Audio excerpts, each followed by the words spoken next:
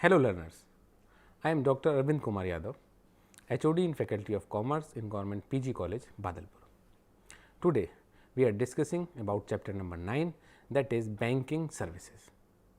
Now, let us start from meaning of bank. Bank is a lawful organization which accepts deposit that can be withdrawn on demand. It also lends money to individuals and business houses that need it. Banks also render money other useful services like collection of bills, payment of foreign bills, safe keeping of jewelries, other valuable items, certifying the creditworthiness of business and so on. Banks give two assurances to the depositors: A. Safety of deposits, and B. Withdrawals of deposits whenever needed. On deposits, bank give interest which adds to the original amount of deposits. Banks also charge fees for the various other services which they render to the business community and public in general. Dear learners, now I will tell about some differences between banks and money lenders. First is entity. Entity: banks are organized institutions while money lenders are individuals. Second, activity. Banking activities include acceptance of deposits as lending of money, while activities of money lenders may not include acceptance of deposit. Third difference is clients. Banks meet the needs of people in general and the business community in particular. Money lenders meet the needs of agriculturalists and poor people. Fourth point of difference is security. Banks accept tangible and personal security against loans, while money lenders generally accept gold, jewelry or land as security for giving loans. Fifth point of difference is process of recovery of loans. In banks, the process of recovery is flexible, and in case of money lenders, the process of recovery is rigid and strict. Sixth point of difference is interest rate. Interest charged by banks on loan is governed by RBI, while rate of interest is decided by money lenders and is normally very high. Learners, now I will move on role of banking. Banks provide funds for the business and play a vital role in the development of nation. Let us know about the role of banking.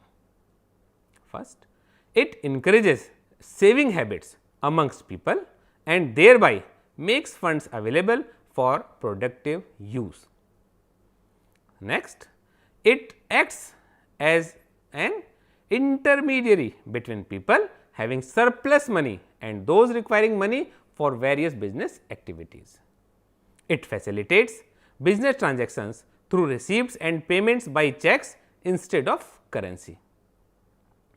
It provides loans and advances to businessmen for short term and long term purposes. It also facilitates import export transactions. It helps in nation development by providing credit farmers, small scale industries and self employed people, as well as to large business houses, which leads to balanced economic development in the country. It helps in raising the standard of living of people in general by providing loans for purchase of consumer durable goods, houses, automobiles, etc. Now, let us start types of banks. Learners, there are various types of banks which operate in our country to meet the financial requirements of different categories of people engaged in agriculture, business, profession, etc.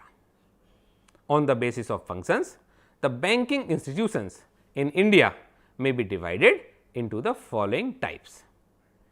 First is central bank, second is commercial banks, third is development banks, fourth is specialized banks. Now, let us start from central bank, a bank which is entrusted with the functions of guiding and regulating the banking system of a country is known as central bank. Such a bank does not ideal with the general public. It acts essentially as government's bank, maintain deposit accounts of all other banks and advances money to other banks when needed. The central bank provides guidance to other banks whenever they face any problem. It is therefore known as bankers' bank. The Reserve Bank of India is the central bank of our country. The central bank maintains records of government revenue and expenditure under various heads. The second bank is commercial banks. Commercial banks are banking institutions which accept deposits and grant short term loans and advances to their consumers. In addition to giving short term loans, commercial banks also give medium term and long term loan to business enterprises. Nowadays, some of the commercial banks are also providing housing loan on a long term basis to individuals. Types of commercial banks. Commercial banks are of three types, that is public sector banks, private sector banks and foreign banks. First one is public sector banks. These are banks where majority stake is held by the Government of India or Reserve Bank of India. Examples of public sector banks are State Bank of India, Corporation Bank, Bank of Baroda, Punjab National Bank, Canara Bank, Bank of India and Oriental Bank of Commerce, etc. Second is private sector bank. In case of private sector banks, majority of share capital of the bank is held by private individuals. These banks are registered as companies with limited liability. Third is foreign banks. These banks are registered and have their headquarters in a foreign country for operate their branches in our country. The number of foreign banks operating in our country has increased since the financial sector reforms of 1991. Third category of banks is development banks.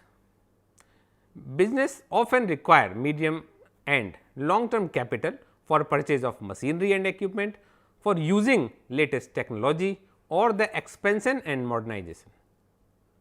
Such financial assistance is provided by development banks. They also undertake banks comprises 19 nationalized bank and State Bank of India and its 7 associated banks subscribing to the share and debentures issued by companies in case of under subscription of the issue by the public. Industrial Finance Corporation of India IFCI and State Financial Corporation SFCs are examples of development bank in India. Next category is cooperative banks. A cooperative bank is a financial entity which belongs to its members who are at the same time the owners and the customers of their bank. Cooperative banks are often formed by persons belonging to the same local or professional community or sharing a common interest. Cooperative banks generally provide a wide range of banking and financial services to their members, people who come together to jointly serve their common interest, often from cooperative society under the Cooperative Societies Act. When a cooperative society engages itself in banking business, it is called a cooperative bank. The society has to obtain a license from the Reserve Bank of India before starting banking business. Any cooperative bank as a society has to function under the overall supervision of the registrar, cooperative society of the state. As regards banking business, the society must follow the guidelines issued by the Reserve Bank of India. Types of cooperative banks. There are 3 types of cooperative banks operating in our country. They are primary credit societies, central cooperative banks and state cooperative banks. These banks are organized at 3 levels: village or town level, district level and state level. Next category is specialized banks. There are some banks which cater to requirements and provide overall support for setting up business in specific areas of activity. Exim Bank, SIDBI and NABARD are examples of such banks. They engage themselves in some specific area or activity and thus are called specialized banks. Dear learners, now let us move on functions of commercial banks. The functions of commercial banks can be classified into two types. First is primary functions and second is secondary functions. Let us start from primary functions. This is a main function which is performed compulsorily by every bank, or we can say that the organization which performs these functions is known as banks. The primary functions of a commercial banks include: first, accepting deposit, second, granting loans and advances. First is accepting deposit. The most important activity of a commercial bank is to mobilize deposits from the public. People who have surplus income and savings find it convenient to deposit the same with banks. Depending upon the nature of deposits, fund deposited with bank also earn interest. Thus, deposits with the bank grow along with the interest earned. If the rate of interest is higher, public are motivated to deposit more funds with the bank. There is also safety of funds deposited with the banks. The second important function of commercial bank is to grant loans and advances. Such loans and advances are given to the members of the public and to the business community as a higher rate of interest than allowed by banks on various deposit accounts. Now, let us move on the types of advances. Bank grant short term financial assistance by way of cash credit, overdraft and bill discounting bill of exchange. Let us learn about these. First is cash credit. Cash credit is an arrangement whereby the bank allows the borrower to draw amount up to a specified limit. The amount is credited to the account of the customer. The customer can withdraw this amount as and when he requires. Interest is charged on the amount actually withdrawn. Cash credit is granted as per terms and conditions agreed with the customers. B. Overdraft. Overdraft is also a credit facility granted by bank. A customer who has a current account with the bank is allowed to withdraw more than the amount of credit balance in his account. It is temporary arrangements. Overdraft facility with a specified limit may be allowed either on the security of assets or personal security or both. Third is discounting bill of exchange. Banks provide short term finance by discounting bills, that is making payment of the amount before the due date of the bills after deducting a certain rate of discount. The party gets the funds without waiting for the date of maturity of bills. In case any bill is dishonored on the due date, the bank can recover the amount from the customer. Second are secondary functions of banks. In addition to the primary functions of accepting deposits and lending money, banks perform a number of other functions which are called secondary functions. Those are: first, issuing letter of credit, traveller's check, etc. Second, undertaking safe custody of valuable important documents and securities by providing safe deposit vaults or lockers. Third, providing customers with facilities of foreign exchange dealing. Next, transferring money from one account to another and from one branch to another branch of the bank through check, pay order or demand draft. Fifth, standing guarantee on behalf of its customers for making payment for purchase of goods, machines, vehicles, etc. Dear learners, now let us start types of banks accounts. First is saving bank account, second is current deposit account, third is fixed deposit account, fourth is recurring deposit account. Let us briefly discuss the nature of the above account. Let us start from saving bank account. If a person has limited income and wants to save money for future needs, the saving bank account is the most suited for this purpose. This type of account can be opened with a minimum initial deposit that varies from bank to bank. Money can be deposited anytime in this account. Withdrawals can be made either by signing a withdrawal form or by issuing a check or by using ATM card. Normally, banks put some restriction on the number of withdrawals from this account. Interest is allowed on the balance of deposit in this account. Second is current deposit account. Big businessmen, companies and institutions such as schools, colleges and hospitals have to make payment through their bank accounts. Since there are restrictions on number of withdrawals from saving bank account, that type of account is not suitable for them.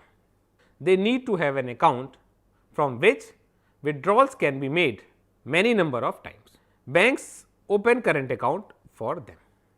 Like saving bank account, this account also requires certain minimum deposit while opening the account. On this deposit, bank does not pay any interest on the balances. Rather, the account holder pays certain amount or interest each year as operational charges.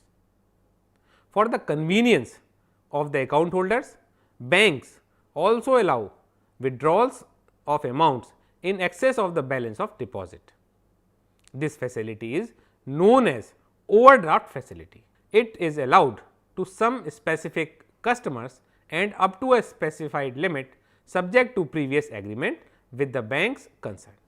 Next is fixed deposit account. This account is also known as term deposit account. Many a time people want to save money for long period. If money is deposited in saving bank account, bank allows a lower rate of interest. Therefore, money is deposited in a fixed deposit account to earn a interest at a higher rate. This type of deposit account allows deposit to be made of an amount for a specified period. This period of deposit may range from 15 days to 3 years or more, during which no withdrawal is allowed. However, on request, the depositor can encash the amount before its maturity. In that case, banks give lower interest than what was agreed upon. The interest on fixed deposit account can be withdrawn at certain interval of time. At the end of period, the deposit may be withdrawn or renewed for a future period. Banks also grant loan on the security of fixed deposit receipt. The last type of account is recurring deposit account. This type of account is suitable for those who can save regularly and expect to earn a fair return on deposits over a period of time. While opening the account, a person has to agree to deposit a fixed amount once in a month of a certain period. The total deposit along with the interest therein is payable on maturity. However, the depositor can also be allowed to close the account before its maturity and get back the money along with the interest till that period. The account can be opened by a person individually or jointly or with other, or by the guardian in the name of a minor. The rate of interest allowed on the deposits is higher than that on a saving bank deposit, but lower than the rate of interest on fixed deposit for the same period. Our last section is e-banking, that is electronic banking. E-banking is defined as the automated delivery of new and traditional banking products and services directly to customers through electronic interactive communication channels. First is automated teller machine.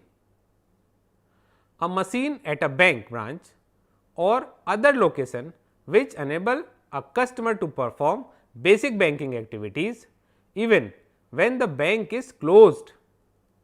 Banks have now installed their own automated teller machine ATM throughout the country at convenient locations. By using this, customers can deposit or withdraw money from their own account at any time. Second is debit card, a card which allows customers to access their funds immediately electronically. Banks are now providing debit cards to their customers having saving or current account in the banks. The customer can use this card for purchasing goods and services at different places in lieu of cash. The amount paid through debit card is automatically debited to the customer's account. Second is credit card. A credit card issued by the financial company giving the holder an option to borrow funds, usually at point of sale. Credit cards charge interest and are primarily used for short term financing. Interest usually begins 1 month after a purchase is made and borrowing limits are preset according to the individual's credit rating. Credit cards are issued by the bank to persons who may or may not have an account in the bank. Just like debit card, credit cards are used to make payments for purchase so that the individual does not have to carry cash. Banks allow certain credit period to the credit card holder to make payment of the credit amount. Interest is charged if a cardholder is not able to pay back the credit extended to him within a stipulated time period. The interest rate charges generally quite high. Net banking. The internet provides a secure medium for transferring funds electronically between bank accounts and also for making banking transactions over the internet. All business activities that are conveniently carried by the visiting a bank can now be done through a computer with internet access. Credit card transactions are a form of internet banking. With internet banking, you can not only view your account balance, but also open a fixed deposit, transfer funds, pay your electronic or electricity bill, telephone or mobile phone bills and much more. Presently, through net banking, you can view not only your bank account, but also your accounts in other banks. So, you can actually view your bank accounts in different banks at the same time on your screen. Last is phone banking, a system in which customers can access their accounts and a variety of banking services up to 24 hours a day by telephone, or it is facility enabling customers to make use of banking services such as oral payment transactions, account movements, raising loans, etc. over the telephone rather than personal visit. In case of phone banking, a customer of a bank having an account can get information of his account, make banking transactions like fixed deposit, money transfers, demand draft, collection of payments of bills, etc. by using telephone. As more and more people are using mobile phones, mobile banking is possible throughout mobile phones. In mobile phone, a customer can receive and send message from and to the bank in addition to all the functions possible through phone banking. So, now learners, you have a better idea about banks, types of banks and electronic banking including debit and credit card. So, I hope you enjoyed this lesson. Thank you.